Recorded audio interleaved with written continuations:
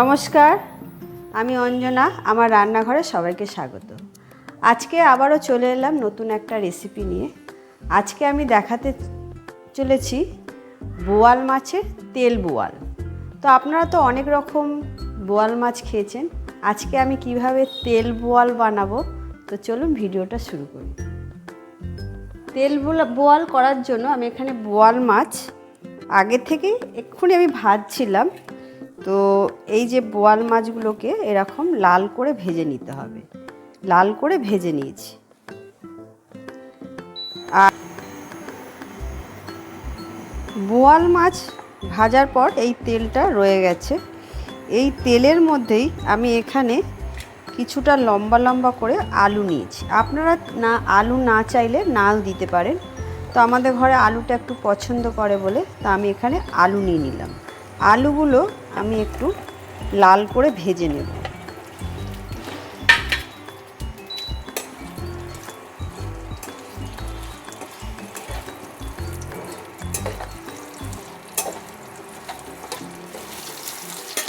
আলুগুলো দিয়ে এবার এর মধ্যে আমি একটুখানি আলুতে নুন দিয়ে দেবো, লবণ দিলাম, আর একটু দেব হলুদ দিয়ে নুন দিয়ে আমি আলুগুলোকে লাল করে ভেজে নেব। একদম বেশ হালকা লাল যেরকম হয় সেরকম ভেজে নেব।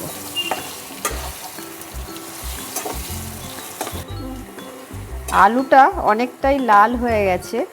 তো এখানে আমি এখন একটা মশলা বানাবো। তো এখানে নিয়েছি দুটো মিডিয়াম সাইজের পেঁয়াজগুলোকে একটু জিরি করে কুচিয়ে নিয়েছি। এই পেঁয়াজগুলো আমি মিক্সার গ্রাইন্ডারে দিয়ে দেবো। তারপর এখানে দেব 4 থেকে 5 কোয়া রসুন নিলাম। এই রসুনটা দিয়ে দেবো একটু ঝাল ঝাল হবে, তেল বোয়াল বলেছি তো একটু ঝাল হবে। দুটো লাল লাল কাঁচা লঙ্কাকে এর মধ্যে দিয়ে দেবো, দিয়ে এগুলোকে আমি পেস্ট করে নেব।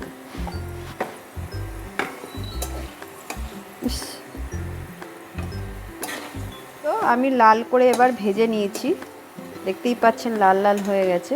এই আলুগুলোকে এবার তুলে নেব। এর পাশে এক সাইডে আমি আলুগুলো তুলে নিচ্ছি।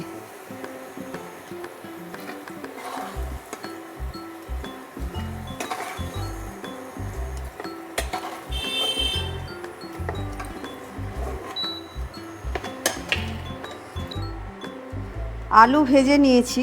এবার আমি এই কড়াইয়ে দিয়ে দেবো একটু কালো জিরেটা দিয়ে দিলাম।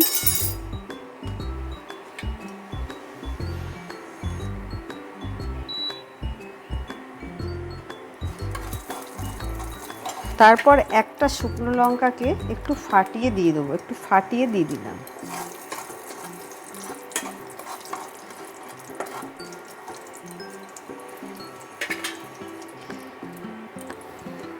এবার এই মশলাটা, যেটা পেঁয়াজ রসুন আমি মিক্সিতে এটা পেস্ট করে নিয়েছি, এই মশলাটা এর মধ্যে দিয়ে দেবো।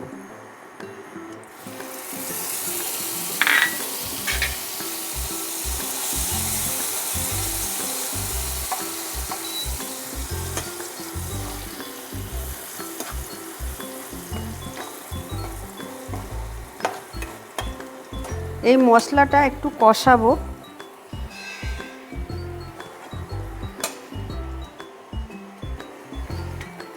আর এখানে একটা টমেটো নিয়েছি, মিডিয়াম সাইজের একটা টমেটো নিতে হবে। এই টমেটোটাকে আমি ছোট ছোট করে কেটে নেব।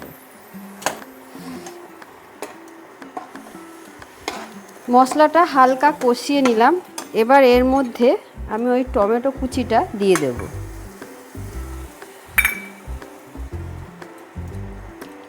এবার এর মধ্যে দেব একটু জিরের গুঁড়ো,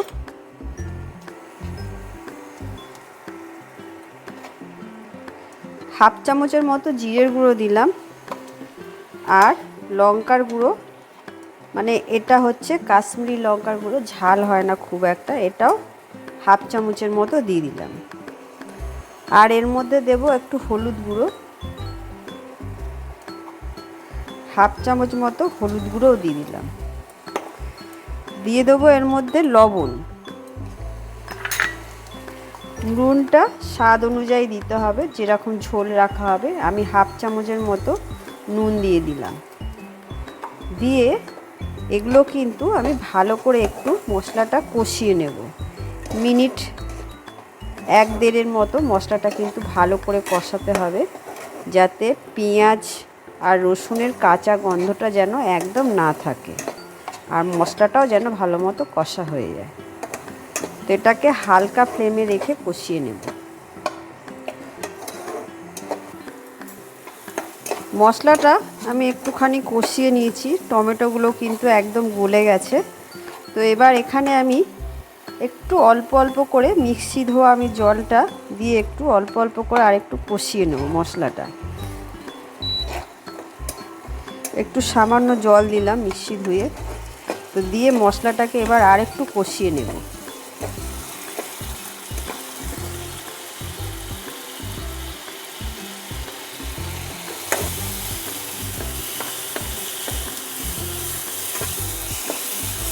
আর একটু জল দেব, মশলা ধোয়ার এই মিক্সি ধোয়ার জলটা আর একটু দিয়ে দিলাম।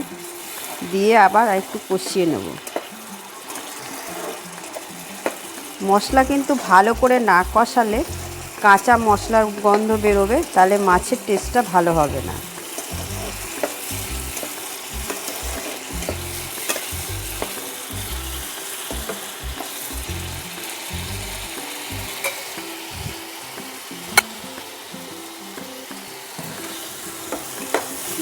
অনেকক্ষণ কিন্তু মশলাটা আমি ভালো করে কষিয়ে নিলাম। এবার এর মধ্যে আমি দিয়ে দেবো আলুগুলো। এই আলুগুলো দিয়েও আমি এবার একটু মশলাটা কষিয়ে নেব।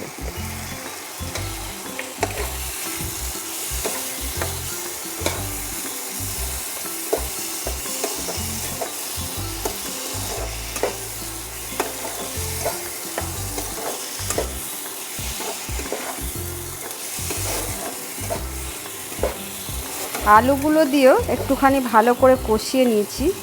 আলুগুলো কিন্তু একদম নরম হয়ে গেছে, দেখুন কীরকম কেটে গেল আলুটা। তো এবার এর মধ্যে আমি জল দিয়ে দেব।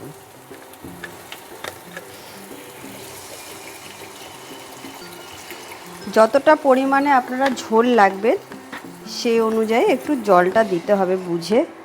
তা আমি এরকম আলুটা ডুবো মতো, আলুটা যে ডুবে যাবে সেই অনুযায়ী জলটা দিলাম। জলটা দিয়ে আমি একটুখানি এটা ফুটতে দেব। একটু চাপা দেব, চাপা দিয়ে একটা ফুট দিয়ে নেব। আলুটা যেই দিয়ে ফুটে গেছে আমি ঢাকনাটা খুলে নেব। নিয়ে এর মধ্যে আমি এবার এই মাছ ভেজে রাখা মাছগুলো কিন্তু দিয়ে দেব।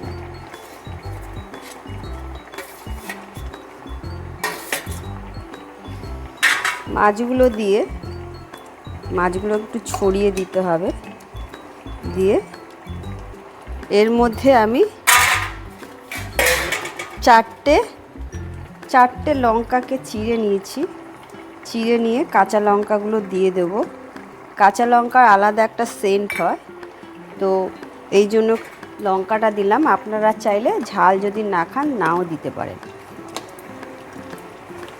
দিয়ে এটাকে আমি 1 মিনিটের মতো চাপা দিয়ে দেবো। আবার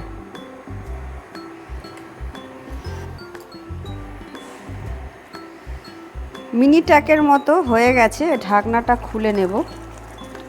দেখতেই পাচ্ছেন ঝোলটা কি সুন্দর কালার হয়েছে, আর দেখতেও খুব সুন্দর লাগছে।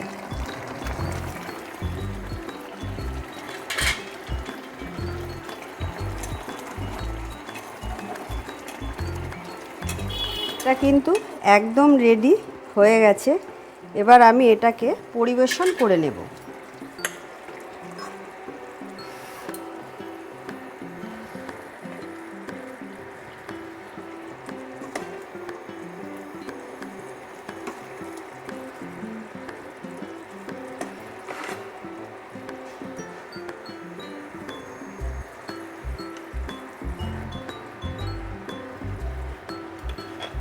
হয়ে গেল আমার বোয়াল মাছের তেল ঝাল। হয়ে গেল আমার বোয়াল মাছের তেল। তো এইভাবে আপনারা তো অনেকেই অনেক রকমভাবে বোয়াল মাছ খেয়েছেন। আমার এইরকম আমি যেইভাবে দেখিয়ে দিলাম, একবার এইভাবে বাড়িতে অতি অবশ্যই ট্রাই করবেন। আর যদি ভালো লেগে থাকে আমার ভিডিওটা লাইক কমেন্ট শেয়ার করে দেবেন। টাটা।